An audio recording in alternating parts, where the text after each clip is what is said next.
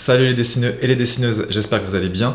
Dans cette vidéo, on va faire le tour du logiciel Procreate. Pour ceux qui connaissent, pour ceux qui ne connaissent pas, ça va vous permettre de découvrir le logiciel. Donc je vais vous expliquer les bases, comment créer des calques, comment dessiner dessus, quels outils utiliser et quelles sont les options et les nouveautés qui ont été mises à jour récemment. Et c'est parti!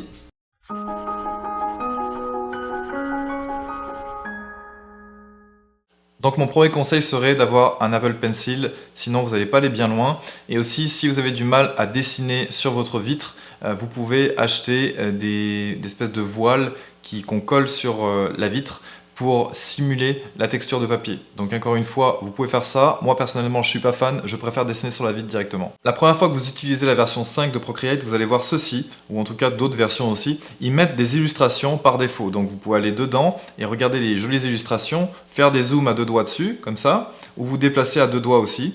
Donc là, je fais des petites tâches. C'est sûr qu'il va y avoir pas mal de tâches pendant ce tutoriel ici. Mais grossièrement, voilà comment ça se passe. Et vous pouvez ouvrir les calques ici pour vous rendre compte du nombre de calques qu'il y a ici. Donc je reviens sur la galerie ici. Et le dernier, en fait, il ne s'agit pas d'une illustration, il s'agit d'une animation. Donc sur Procreate 5, on peut animer des choses vraiment simples. Je ne vais pas faire un tutoriel vraiment long là-dessus. Je vais juste survoler un petit peu les fonctionnalités. Une fois que l'animation est chargée, vous allez voir la barre de chargement ici.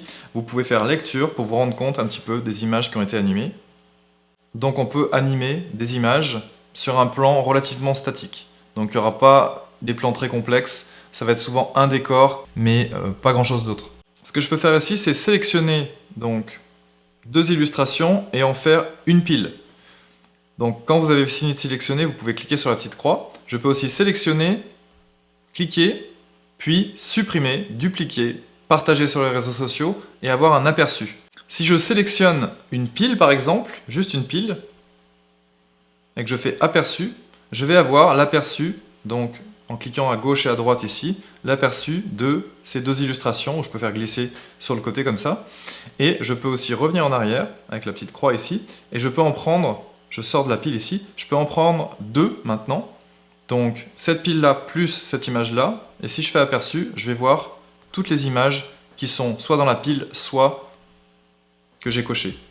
Donc je vais sélectionner celui-là et le supprimer par exemple, ou par exemple je peux dupliquer la pile. Donc vous avez vu que vous pouvez faire pas mal de choses ici, donc ça met un petit peu de temps, et une fois que vous avez fait, vous pouvez annuler. Donc ici, vous ne pouvez pas revenir en arrière sur ces actions-là, on ne peut pas faire CTRL-Z sur ces actions-là, donc il faut faire très attention à ce que vous faites. Si vous avez l'iCloud, je vous conseille de sauvegarder vos illustrations à partir de l'iCloud et de faire votre sauvegarde toujours là-bas, ou sur Dropbox, ou sur un autre service de cloud. Donc pour créer son premier document, on clique sur le plus ici, et on va sélectionner A4. Pourquoi A4? Parce que 4K, ça va être un gros format. Vous avez vu qu'il y a 4000 pixels sur 1700. Et en fait, vous ne pourrez pas, à cause des ressources qui sont contraignantes sur l'iPad, vous ne pourrez pas avoir beaucoup plus de 20 calques. Donc ce serait dommage de ne pas pouvoir utiliser une centaine de calques si on en a envie. Donc moi, je vous conseille de commencer avec du A4 ou du format carré. Donc là, on rentre directement dans l'illustration et vous allez voir qu'on peut dessiner directement à l'intérieur, ce qui est cool. Première chose que je vous recommande, c'est d'aller dans la configuration là-haut ici et d'appuyer sur modifier la courbe de pression. Et vous avez vu que par défaut, vous allez avoir une courbe de pression relativement droite. Moi, je vous conseillerais de pousser le petit point là qu'on a créé un petit peu plus en haut et à gauche. Et là, vous allez voir que la courbe va être un petit peu mieux. Donc ça règle la pression en fait, parce que sinon, ça donne l'impression que c'est un petit peu dur et que c'est pas très, ça simule pas trop bien le crayon. Pour revenir en arrière, à deux doigts, vous cliquez dessus comme ça. Hop, hop, hop, hop, et voilà, je suis revenu en arrière. Ou sinon, vous pouvez laisser appuyer comme ça, et voilà, il est revenu en arrière, il allait beaucoup plus vite, mais il est revenu en arrière. Pour régler la taille du pinceau, donc là je suis en mode pinceau, vous avez vu, pour régler la taille du pinceau, il me suffit de régler ça là-dessus, et chaque pinceau va être différent, par exemple celui-là, qui est plus gros, d'origine, si je commence à le grandir, là il va être vraiment gros. Donc vous allez voir que certains pinceaux, quand on appuie de plus en plus fort, ils vont régler non seulement l'opacité, mais aussi la largeur du trait. Et même par moment, si on incline le crayon comme ça, on va pouvoir faire des dégradés. Donc en plus, je peux appuyer de plus en plus fort, et vous allez voir qu'on peut faire des dégradés qui sont quand même pas mal. Donc celui-là, c'est pas le meilleur, mais par exemple, le crayon HB, il le fait très bien.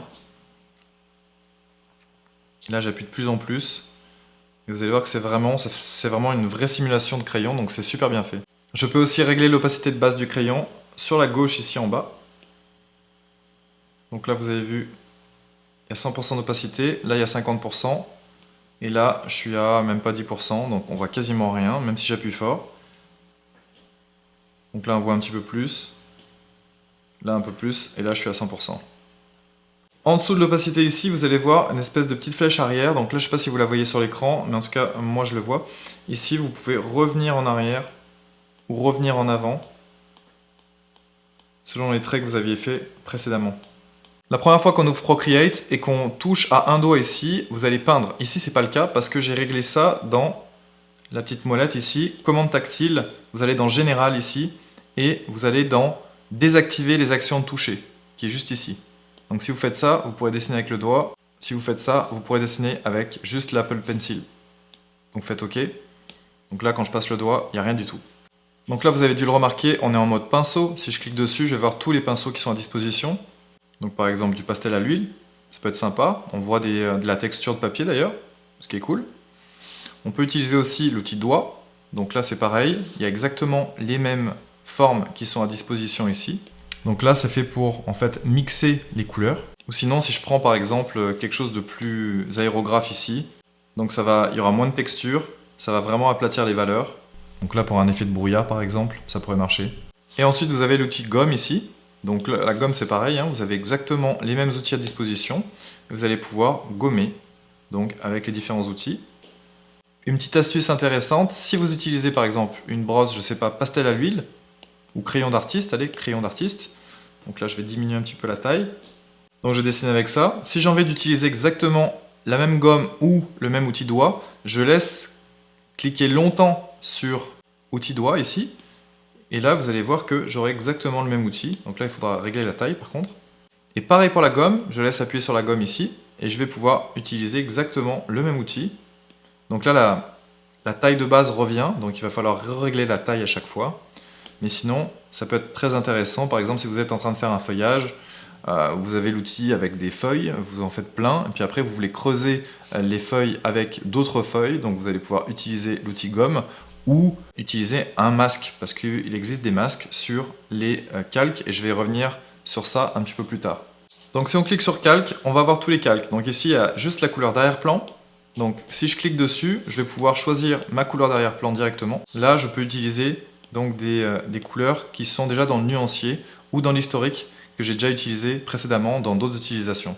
Là, je peux activer la couleur d'arrière-plan, et vous avez vu que j'ai les petits carreaux en dessous ici, qui représente finalement la transparence. Et ici, je peux afficher mon calque ou pas, donc ça peut être pratique si vous avez juste un calque ou plusieurs à afficher. Donc imaginons que je crée plein de calques avec le petit plus ici.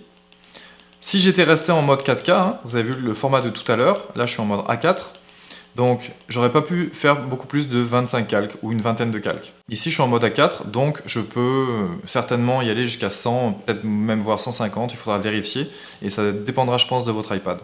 Comment fonctionnent les calques? C'est très simple, comme une pile de calque normale, c'est-à-dire que si je dessine sur le calque 2 maintenant, il faut le sélectionner d'abord, je dessine dessus, et je peux inverser l'ordre de mes calques, donc je peux passer le calque 2 sous le calque 1, donc je laisse appuyer sur calque 2, je le déplace, et vous allez voir que entre couleur d'arrière-plan et calque 1, il y a un petit espace, donc je relâche, le calque 1 est passé devant le calque 2 ici. Donc c'est très pratique pour quand vous dessinez par exemple un dessin, hein, imaginons que vous prenez le calque 3 pour dessiner un dessin en noir ici, un croquis. Donc je fais des yeux. Donc imaginons que ça c'est mon line art. Si je le passe au-dessus, vous avez vu qu'il est au-dessus des pixels. Hein. Je peux maintenant le passer au-dessous du calque 1 ici ou au-dessous du calque 2. Vous allez voir que sous le calque 1 ici, il ne se passe rien. Mais sous le calque 2 par contre, il va se passer quelque chose. Hop, vous avez vu, le calque 2 est par-dessus ce calque-là. Donc nous on veut bien sûr notre line art au-dessus pour pouvoir dessiner dedans ou en dessous. Imaginons maintenant que je veuille supprimer le calque 1 et le calque 2, donc je vais glisser de gauche à droite ici sur le calque 1 et sur le calque 2, et vous allez voir qu'il y a marqué maintenant supprimer et grouper en haut ici. Donc ce que je vais faire c'est supprimer, mais j'aurais pu aussi les grouper. Donc il me reste mon line art, je peux le renommer ici, en cliquant dessus et en faisant renommer, et je vais appeler ça ligne. Donc je vais le mettre en haut de la pile, si j'ai envie, hein, par exemple en haut du calque 4 ici, et je vais pouvoir maintenant dessiner sur le calque 4 avec de la couleur. Voilà, superbe colorisation. Merci Pete. Imaginons maintenant que je veuille fusionner donc la ligne avec mon calque 4. En fait, il suffit d'attraper les deux comme ceci et d'essayer de les mettre ensemble. Et c'est pas tout à fait facile au départ, mais ça fonctionne. On peut faire pareil avec plusieurs calques. Donc là, ça va être tous les calques que je regroupe ici. Donc vous noterez qu'il y a une différence entre quand je clique une fois sur le calque ici, vous avez d'autres options que quand je clique sur le N ici. Ça va me donner d'autres options encore. Et encore une fois, l'opacité, on a souvent tendance de l'oublier, mais elle se règle ici. Donc, je reviens ici, je clique dessus juste, et vous allez voir que là, je peux renommer mon calque, le sélectionner, le copier, le remplir, l'effacer carrément. Donc, tous les pixels ici, ça ne va pas supprimer le calque, ça va juste effacer les pixels à l'intérieur, comme ceci. Donc là, je vais revenir en arrière parce que je veux garder mon line. Ensuite, j'ai verrouillage alpha. Donc ça veut dire quoi? Ça veut dire que si, par exemple, je voulais coloriser la ligne, j'aurais juste à verrouiller alpha. Et en fait, je pourrais sélectionner une autre couleur et dessiner par-dessus. Par exemple, je vais faire ici, donc verrouillage alpha. Et vous allez voir, je vais prendre une autre couleur, peu importe la couleur. Et je vais pouvoir la coloriser, la line directement. J'aurais pu faire exactement la même chose. Donc si je reviens en arrière, avec un masque d'écrêtage, donc avec le calque 5 par exemple, si je le transforme en masque d'écrêtage, il va se brancher sur celui d'en dessous, donc la ligne, et là je vais pouvoir venir dessiner directement sur mon calque 5, sans pour autant dessiner, donc si je devais désactiver le calque 5, vous allez voir que la ligne est toujours de couleur noire. Et il suffit d'activer le calque 5 pour changer de couleur. Donc si vous voulez travailler de manière non destructive, vous pouvez utiliser les masques d'écrêtage, qui sont très importants dans plein d'utilisations pour les illustrations. Donc une autre option c'était le masque, activer le masque. Donc ça, quand je fais masque, vous allez voir qu'il va y avoir le masque de calque juste au-dessus. Donc c'est le masque de calque qui est lié au calque ligne.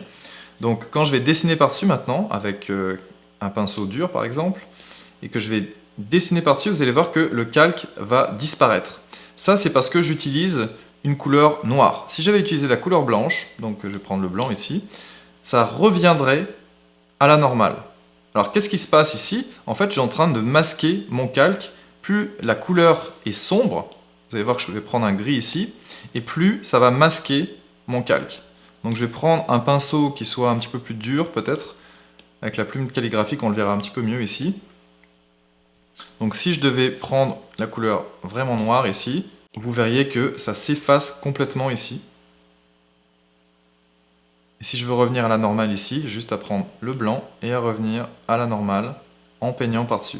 Donc si on regarde ce qu'on a peint sur le masque de calque, vous avez vu que c'est un calque en gris, noir et blanc. Et là j'ai peint autour, donc on ne voit pas forcément...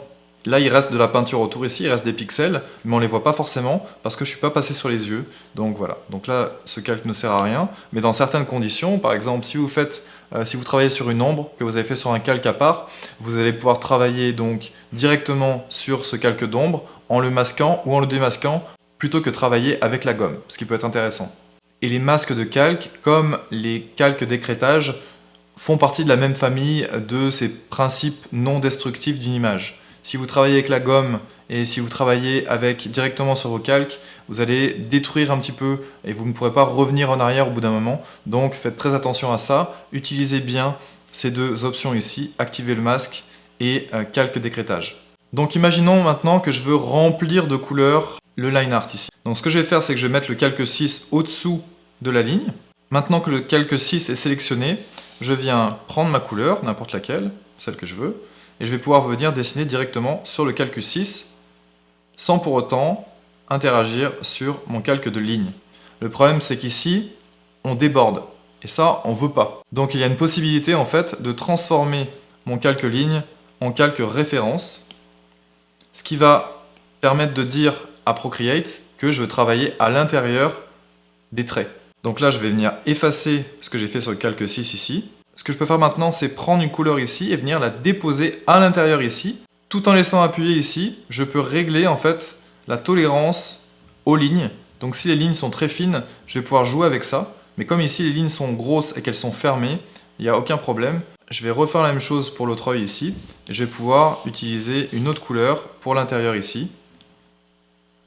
Là, si je regarde dans mes calques ici, vous avez vu, je n'ai pas travaillé sur le calque ligne, j'ai travaillé sur le calque 6, encore une fois parce que le calque ligne est placé en référence.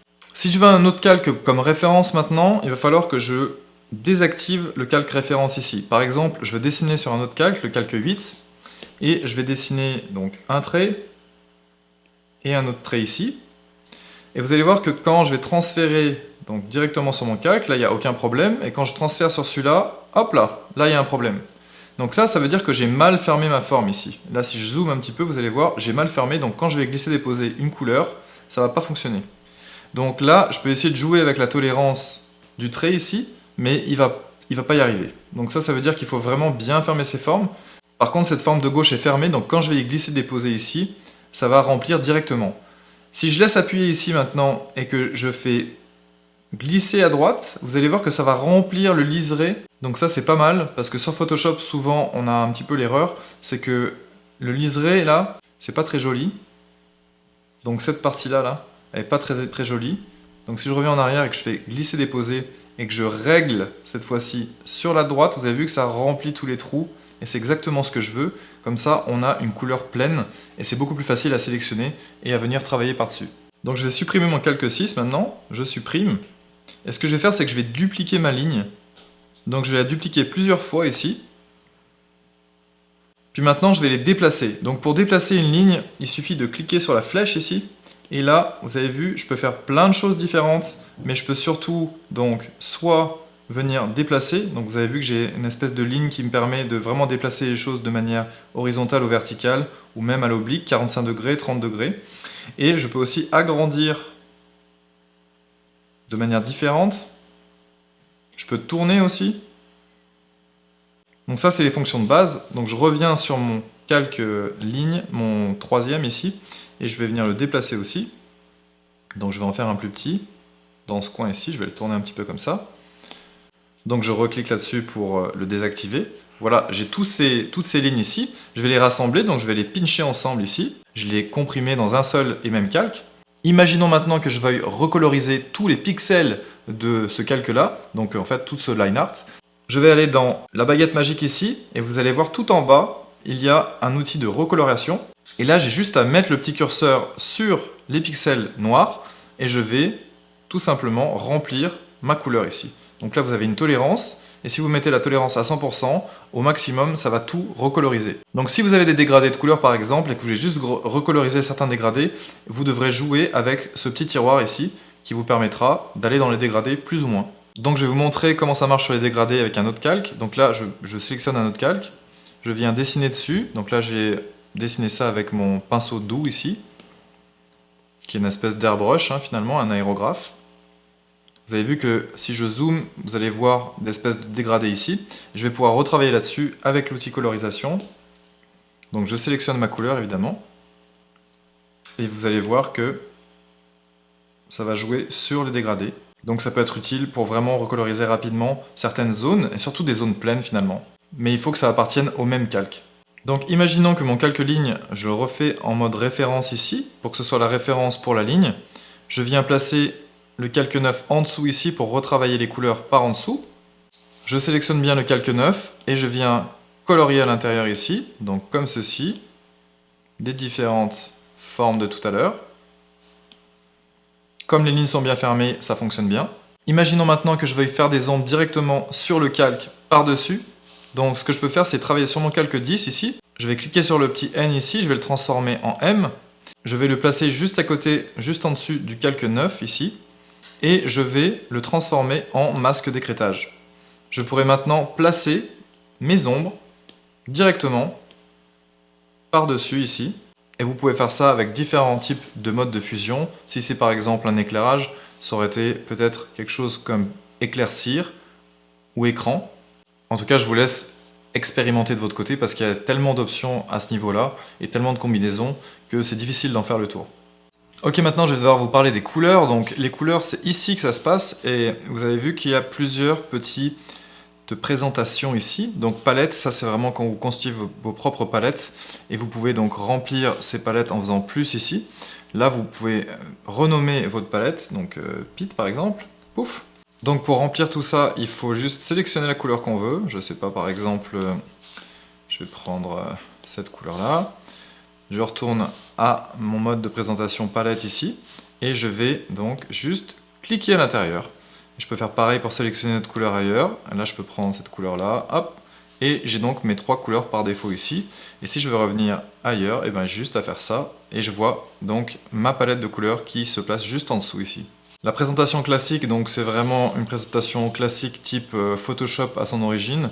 Donc là, vous pouvez régler la teinte, vous pouvez régler la saturation, c'est-à-dire la teneur en pigment. Et là, vous pouvez régler la lumière. Donc en cliquant directement ici, vous voyez que le petit rond se sépare en deux et ça vous permet de comparer avec la couleur précédente. Donc si vous voulez chercher des harmonies colorées, vous pouvez essayer de jouer avec ça. Donc ensuite vous avez la présentation harmonie. Là c'est plus pour vous montrer des trucs relativement classiques. Donc il y a plusieurs choses. Complémentaire, complémentaire adjacente, analogue, triadique, tétradique. Vous allez trouver ça dans de plus en plus de logiciels. Personnellement, si vous maîtrisez les couleurs, vous y comprendrez quelque chose. Mais sincèrement, vous pouvez rester en complémentaire ou en complémentaire adjacente, c'est déjà pas mal. Donc si vous utilisez une couleur forte ici, vous pouvez utiliser des complémentaires qui sont séparés en deux. Donc voilà, encore une fois, c'est pas obligatoire de travailler avec ça, vous pouvez carrément l'enlever ou laisser en complémentaire, ça suffit. Là, voilà, il suffit juste de cliquer ici pour sélectionner les couleurs. Et encore une fois, il faut voir la théorie des couleurs pour y comprendre quelque chose, sinon ça ne vous servira à rien.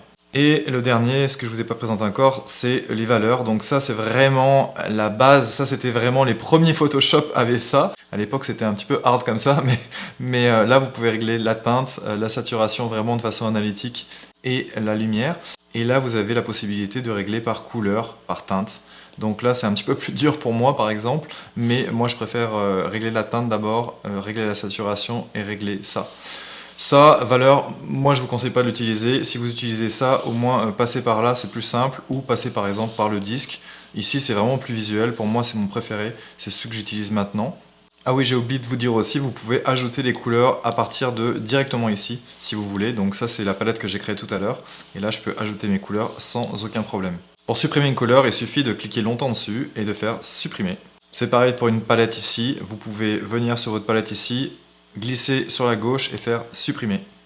Donc pour sélectionner une couleur directement sur notre espace de travail ici, je vais cliquer sur le carré ici et je vais venir sélectionner donc la couleur qui m'intéresse avec cette espèce de loupe là.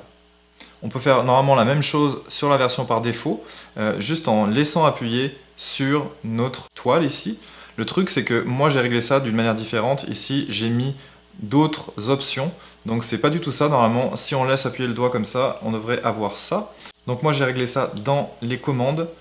Donc commande tactile ici, et moi mon quick menu, donc c'est ce que je viens de faire apparaître ici, je l'ai mis sur toucher et maintenir 0,40. Donc là il y a plein de petites choses à régler ici, donc je vais y revenir dans un moment. Une autre façon de sélectionner votre couleur directement, vu que vous avez l'index pas très loin ici, vous pouvez juste cliquer ici avec l'index et venir directement sélectionner votre couleur ici. Une autre chose aussi qui est pratique, c'est de pouvoir faire des lignes droites juste en laissant appuyer longtemps. Et vous voyez que vous pouvez faire une ligne droite ici.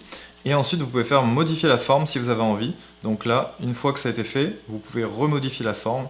Donc ça peut être utile pour pas mal de choses. Vous pouvez faire la même chose avec d'autres formes. Par exemple, si je fais un triangle ici que je laisse appuyer, donc il va me corriger automatiquement ma forme. Et je vais pouvoir la déplacer, donc la faire tourner. Et ensuite, je peux faire modifier la forme.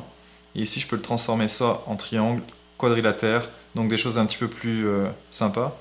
Donc ici, quadrilatère. Donc là, je peux faire quelque chose en perspective, par exemple, je sais pas, un cube ou peu importe. Ensuite, je touche à l'extérieur et apparaît ma forme. Elle n'est pas tout à fait complète ici, donc là, je vais finir ma forme avec une ligne ici, comme tout à l'heure. Je peux faire ça aussi avec les courbes. Donc là, je laisse appuyer, vous avez vu, j'ai fait une espèce de courbe. Et je peux faire ça aussi avec les ellipses. Donc voilà, une belle ellipse. Et je peux modifier la forme ensuite, donc c'est assez pratique pour déplacer mon ellipse.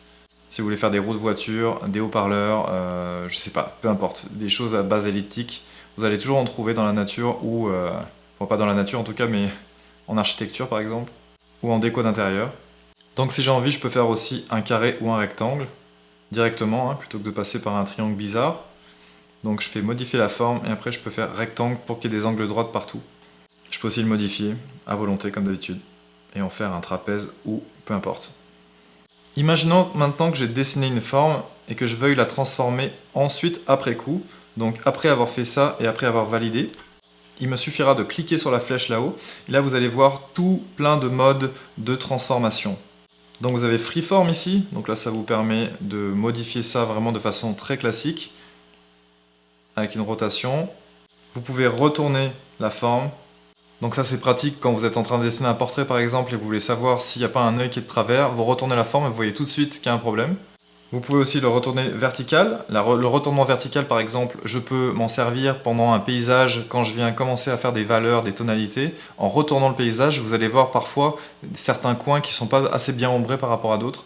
Donc ça peut être une bonne manière de vous en servir. Vous pouvez faire pivoter ça d'un angle particulier de 45 degrés. Vous pouvez l'adapter à l'écran. Donc là, il va vraiment faire tout l'écran, et pas forcément la taille de la toile, mais encore tout l'écran. Donc les deux bords ici vont toucher en haut et en bas. Et ici, là, c'est l'interpolation, donc bilinéaire ou bicubique. Donc ça, c'est vraiment si vous voulez agrandir ou diminuer la forme. Ça, sincèrement, on va jamais s'en servir en dessin, enfin c'est très rare, mais voilà, c'est là. Et si vous voulez rétablir la forme avant la transformation, vous pouvez faire rétablir. Ensuite, il y a uniforme. Donc uniforme, c'est un peu différent dans le sens où je ne peux pas transformer vraiment aucune dimension. Tout va être proportionnel. Donc par exemple, si vous voulez que votre carré reste un carré et pas un rectangle, vous pouvez cliquer sur n'importe quoi ici, n'importe quel point, et vous allez toujours obtenir la même forme, mais un peu plus grosse ou un peu plus petite. Et il y a aussi déformation. Déformation, là vous allez voir que vous pouvez vraiment faire ça. Donc ça c'est par exemple pour la perspective, si vous avez envie de déformer des choses, vous pouvez. Donc ça va déformer aussi les pixels des traits. Et vous avez aussi la dernière possibilité de déformer avec ça. Donc là, c'est déformation par point. Donc vous pouvez appuyer sur chaque point ici et faire quelque chose. Par exemple, si je veux faire un drapeau, je pourrais. Comme ça, ici. Hop. Et pour valider, je clique là-haut et c'est fait. Une dernière possibilité de déformer, c'est en passant par le filtre liquéfié ici.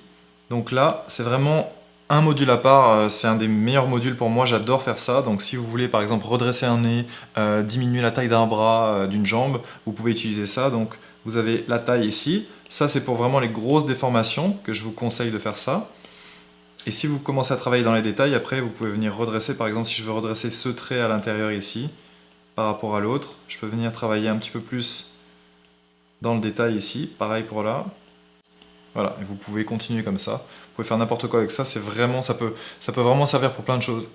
Après, vous avez des options comme tourbillon droit ou tourbillon gauche. Ça, c'est pas des options dont on va servir beaucoup, mais je vous montre juste à quoi ça sert. Donc ça, si vous voulez faire des mélanges de peinture. Vous avez aussi l'outil pincer. Donc l'outil pincer, ça va vraiment pincer là où je maintiens. Donc si j'ai envie de faire des coins, par exemple, les lignes droites vont être plus droites. Et là, j'ai tout redressé. Donc vous avez vu, c'est assez marrant. Je peux aussi élargir, donc là vraiment ça va élargir tout ce qu'il y a sous mon stylet ici, c'est assez drôle. Donc si on est bien sur la ligne ici, ça va grossir la ligne et tous les pixels vont être multipliés.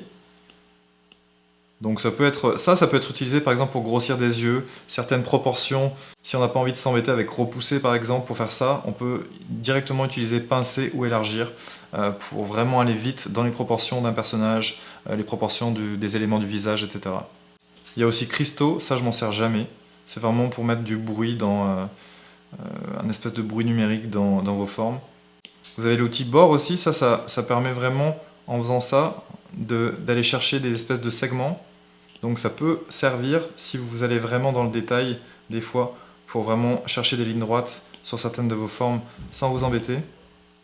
Et vous pouvez aussi reconstruire, donc, à ma forme initiale de tout à l'heure, avant que je touche tout ça ici, ce qui est assez drôle. Vous pouvez faire directement rétablir, ça va plus vite.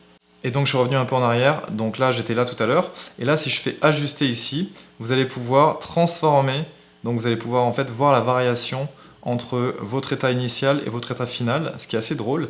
On peut faire des petites animations comme ça d'ailleurs, ça peut être marrant. La dernière chose aussi, c'est ce petit curseur ici, vous pouvez donner un élan en fait à votre transformation, donc ça va se répartir un petit peu plus haut, et vous avez juste à faire un petit mouvement en bas ici, et ça va se répercuter comme une onde. Donc ça, si vous voulez faire de l'eau par exemple.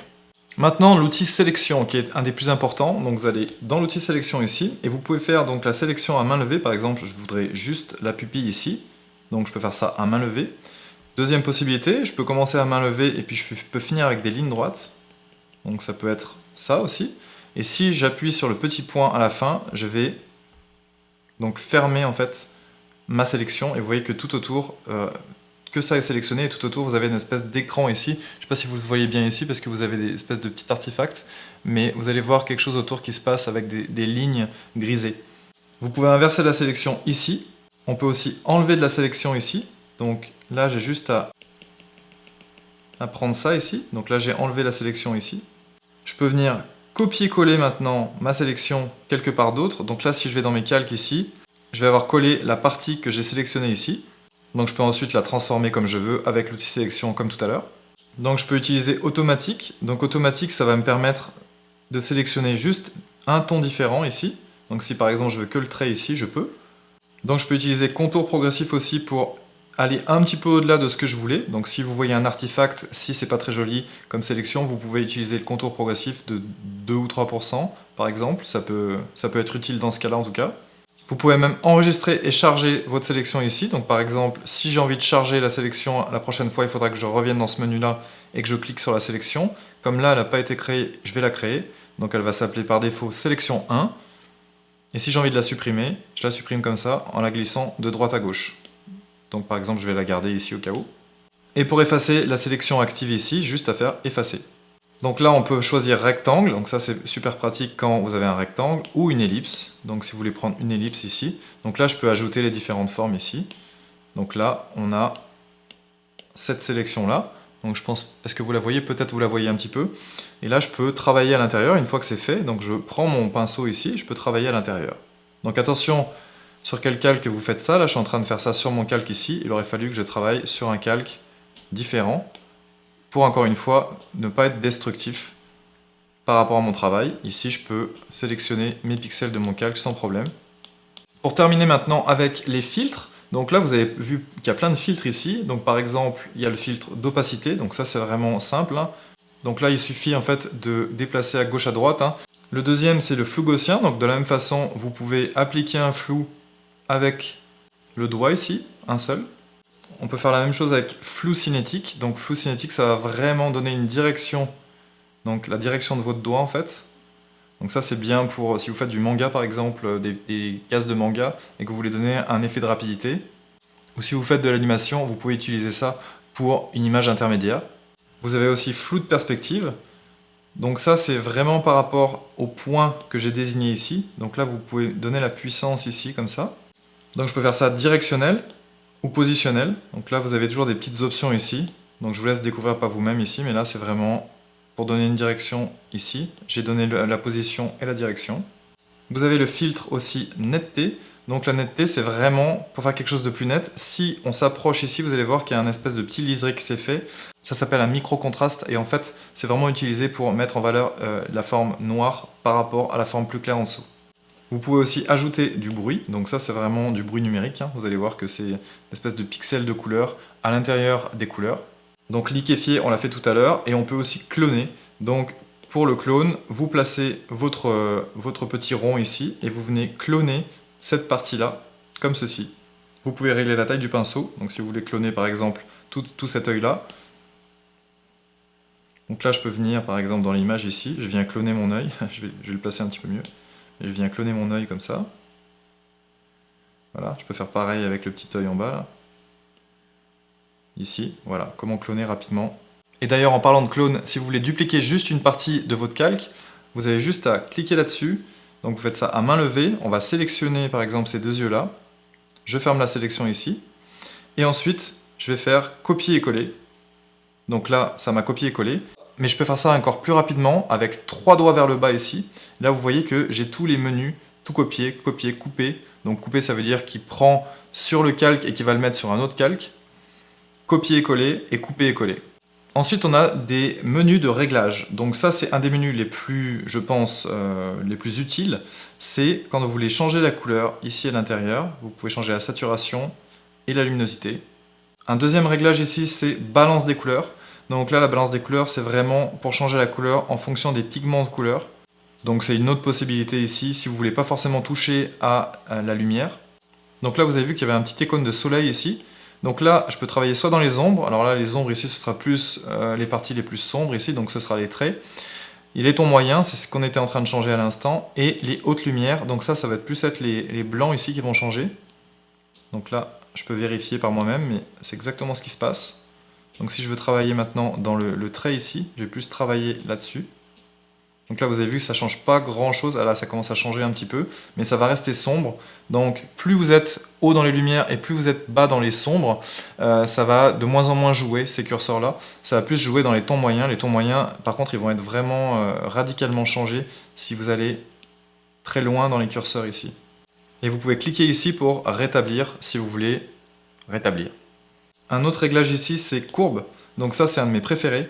Donc le gamma, c'est toutes les couleurs. Donc ça va en fait faire que la lumière.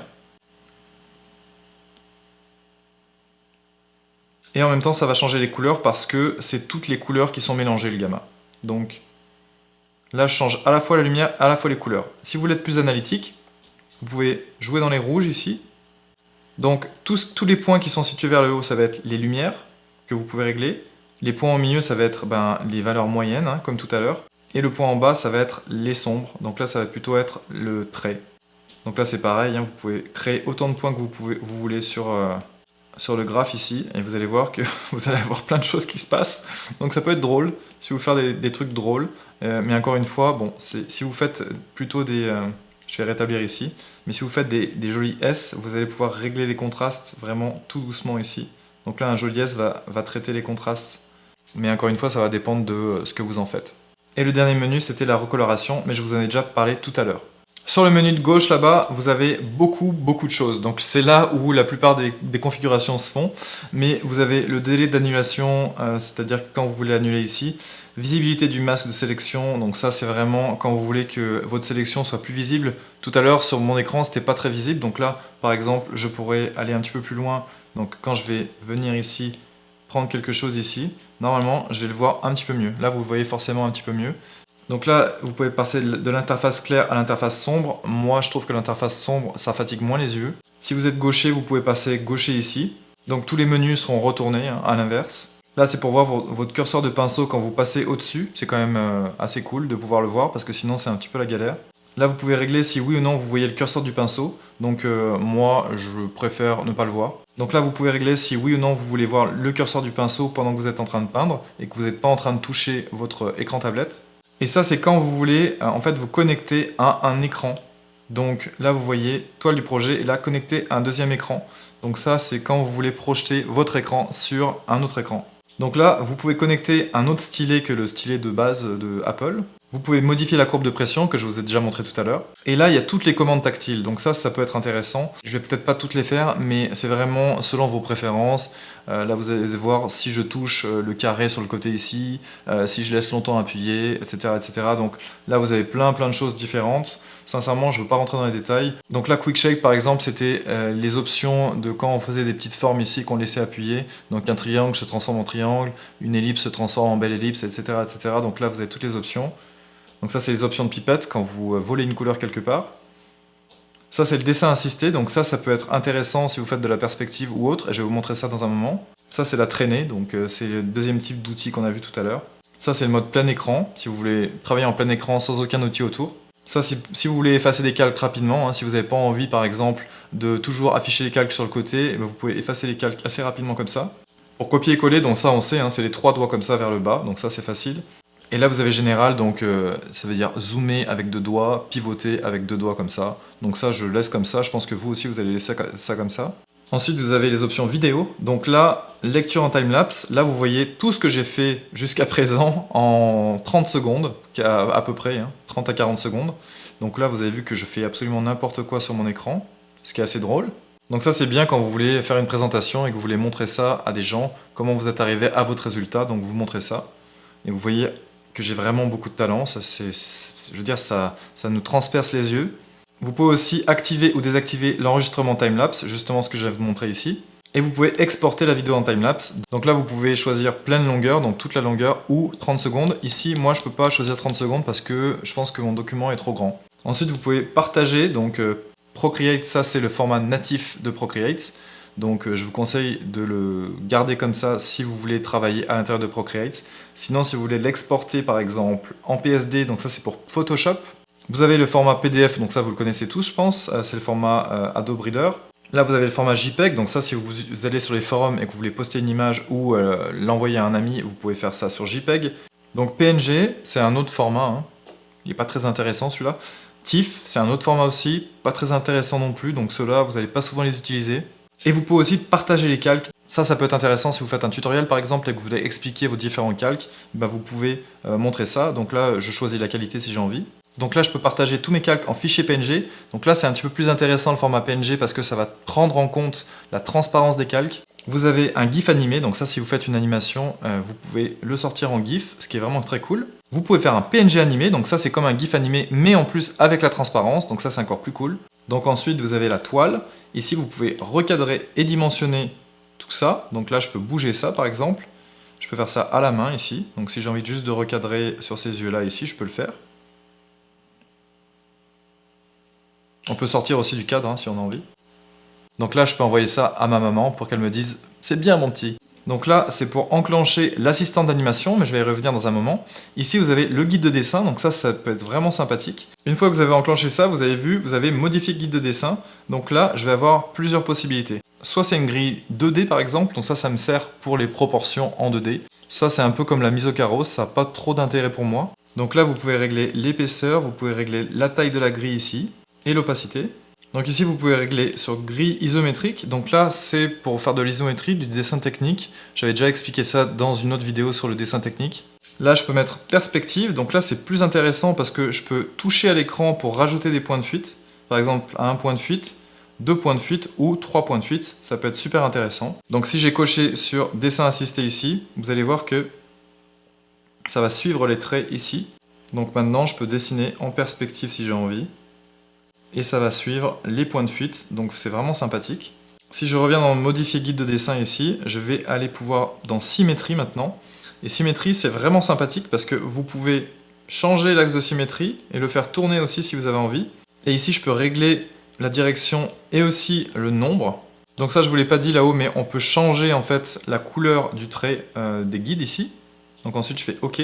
Et là, quand vous allez dessiner quelque chose, eh ben, il va se passer des choses à l'intérieur ici, dans chaque segment, donc ça peut être assez drôle. Donc si je reviens un petit peu en arrière ici, et que je fais modifier guide, là je vais faire un truc un petit peu plus simple. Je vais juste faire une symétrie horizontale ici. Donc là, je vais revenir par-dessus, et là je peux créer, je vais revenir en arrière un petit peu.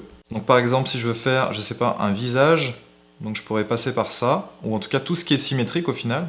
Donc ça peut marcher pour des concepts, mais ça peut marcher juste pour des vues de face vraiment bateau, si vous voulez inventer des choses. Et donc si vous voulez désactiver des guides à un moment ou un autre, vous avez juste à aller dans ses préférences et recliquer sur guide de dessin, et vous allez voir que modifier guide de dessin sera grisé. Ensuite, la dernière possibilité, c'est de venir ajouter un fichier. Donc là, vous pouvez insérer un fichier, donc ça peut être un fichier image. Vous pouvez faire parcourir pour aller voir ce qui se passe ailleurs. Vous pouvez faire aussi insérer une photo, si vous avez besoin d'une référence photo, comme ça vous la mettrez sur un calque à part.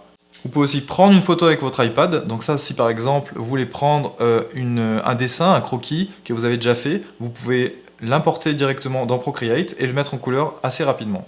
Vous pouvez ajouter du texte aussi, ça je vais pas rentrer dans les détails parce que moi le texte je m'en sers absolument pas sur Procreate, mais vous pouvez le faire, donc vous pouvez ajouter du texte, mettre le texte que vous voulez ici, et vous pouvez modifier le style.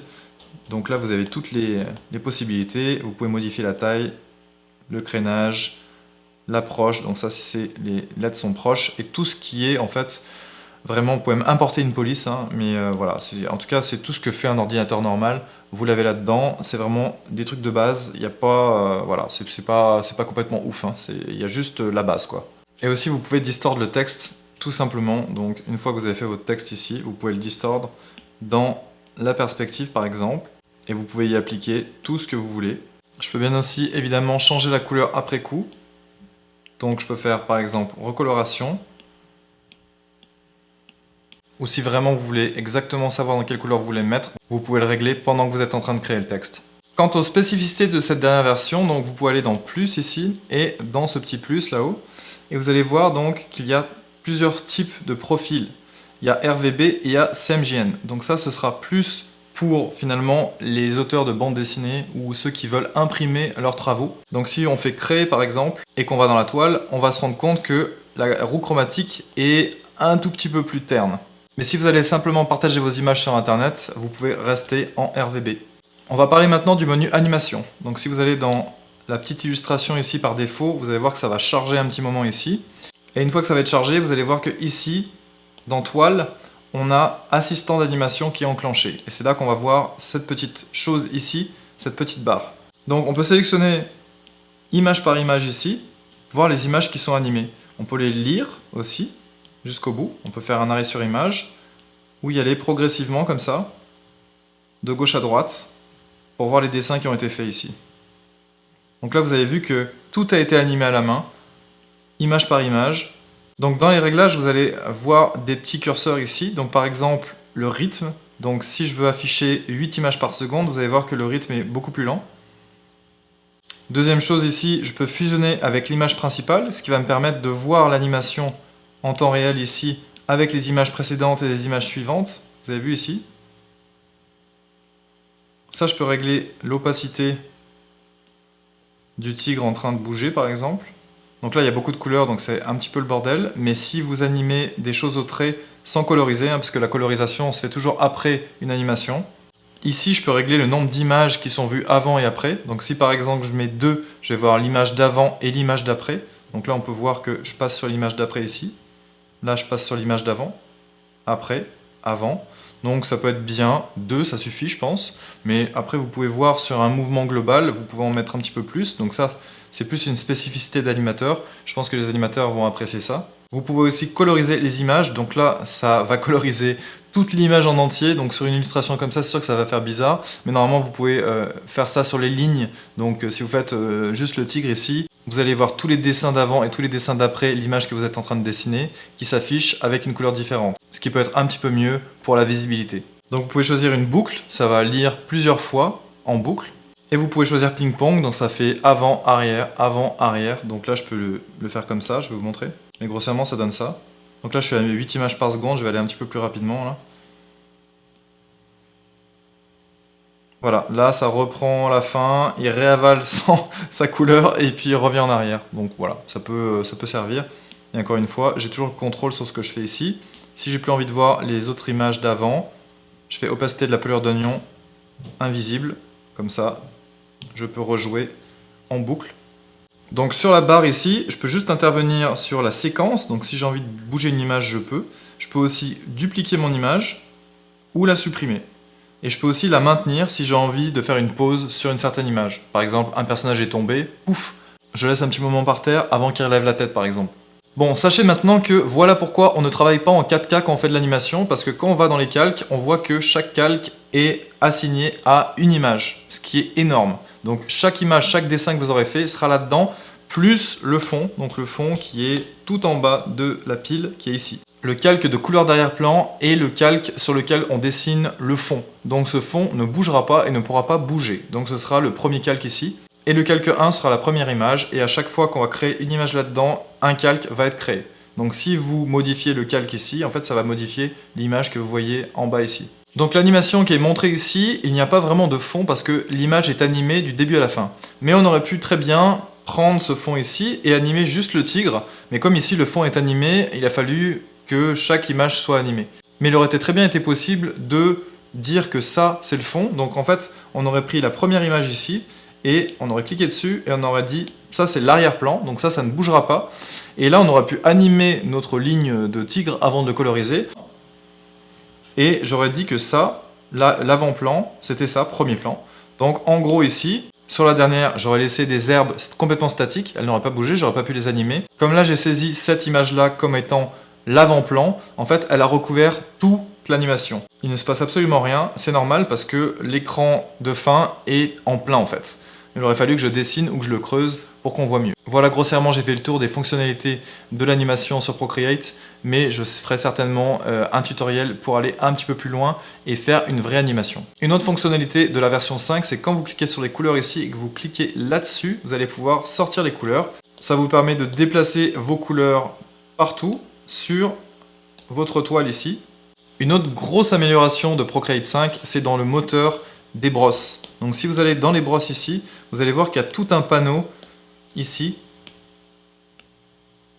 qui vous permet de tester au fur et à mesure que vous réglez. Donc c'est assez impressionnant. Et je ne vais pas aller en détail dans toutes les possibilités ici, mais il y a vraiment beaucoup de choses à faire. Moi personnellement, encore une fois, j'utilise les pinceaux de base, donc j'utilise pas tout ça, mais c'est vrai qu'on peut faire des mélanges humides, on peut fusionner des pinceaux, une dynamique de la couleur qui est mieux gérée. Bon, il y a quand même pas mal de choses à faire. Par exemple, on peut répéter, donc dans les grains ici, vous allez dans modifier la source du grain, et vous allez pouvoir répéter automatiquement la texture. Je fais créer la texture et voilà, maintenant j'ai une nouvelle texture. Je peux régler l'échelle, la profondeur aussi. Dans rendu, vous avez des modes de rendu, donc par exemple vernis léger, vous allez voir que ça va faire vraiment d'autres effets par rapport à vernis uniforme ici.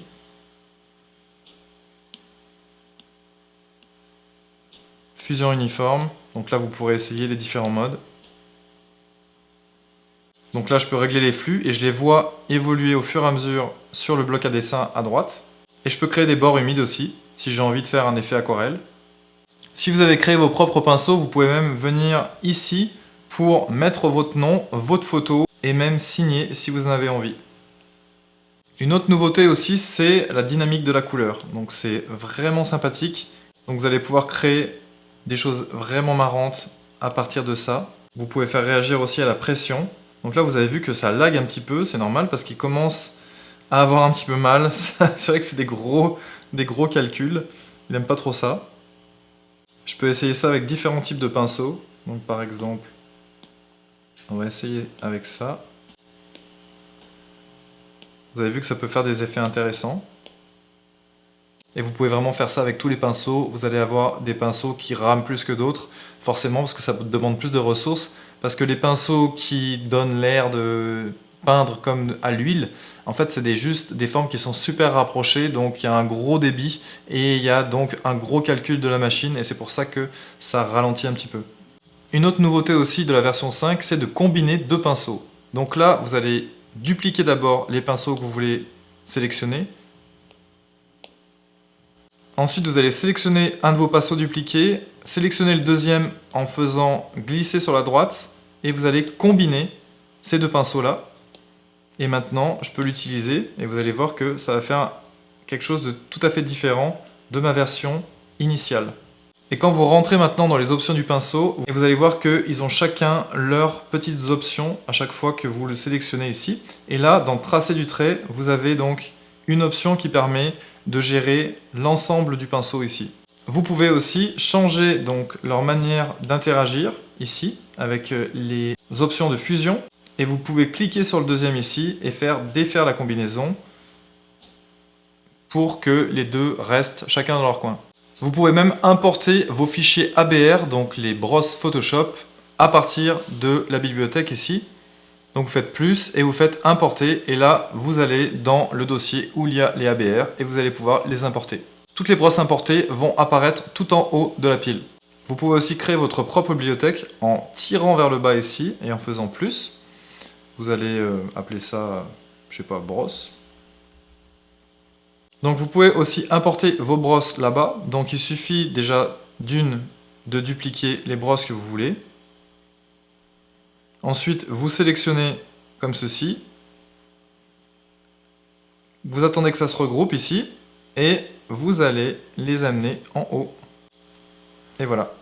Vous pouvez aussi partager vos brosses. Donc il suffit de faire partager ici. Et vous pouvez partager ça n'importe où. Donc message, Dropbox, Chrome, etc., etc. À tout moment, vous pouvez cliquer et supprimer, ou renommer, ou partager tout le brush set ici, ou le dupliquer. Et voilà, on a fait le tour de ce que Procreate avait dans le ventre. Si j'ai oublié des choses, n'hésitez pas à le faire de votre petite remarque en bas. Si vous voulez me demander des choses bien précises, n'hésitez pas à le faire en bas. Je me ferai un plaisir de vous répondre. Donc si vous avez des idées de tutoriels pour Procreate, n'hésitez pas à les mettre en commentaire. Je me ferai un plaisir de les prendre en note. Salut, salut! Hey. Hey, tu as aimé cette vidéo? Alors tu vas aimer découvrir les autres contenus et formations proposés sur le blog Apprendre à dessiner. Que ce soit simplement pour le plaisir, pour préparer ton entrée aux écoles d'art ou tout simplement pour te professionnaliser dans les illustrations et tous les arts visuels comme la bande dessinée, rejoins plus de 30 000 abonnés et viens partager tes œuvres sur les forums. Rappelle-toi que si tu es étudiant ou que tu touches les aides sociales, tu peux bénéficier jusqu'à 50% de réduction sur toutes les formations professionnelles. Il suffit de contacter Pete à cette adresse, pete@dessin.club, et lui présenter les preuves administratives. Et voilà, sur ce je te dis à bientôt, et oublie pas de pratiquer régulièrement, c'est important hein. A plus.